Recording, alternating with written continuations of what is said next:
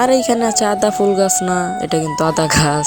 তো তোমরা জানতা আজকে স্কুল থেকে এসেই গোসলটা ধুয়েই খাওয়া দাওয়া করে ভাবছি কি নিয়ে ভিডিও বানানো যায়। তো কি নিয়ে আজকে ভিডিও বানাবো সেটাই ভাবছি। আচ্ছা, তোমাদের আজকে আমি নতুন কিছু একটা দিই, তো চলো।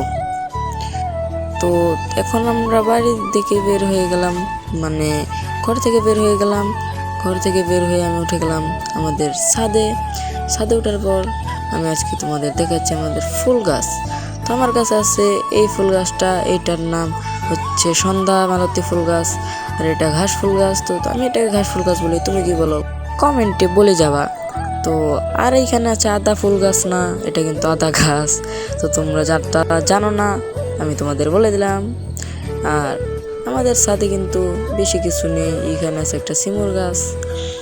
আর ভাবছি ছাদে আরও অনেক ফুল গাছ লাগাবো, আর হয়তো ছাদটা একটু নোংরা, তো আমরা এটাকে পরিষ্কার করবো। আর এই ভিডিওটা কেমন লাগবে কমেন্টে বলে যাবা। আজকের ভিডিওটা এই পর্যন্তই, টাটা, গুড।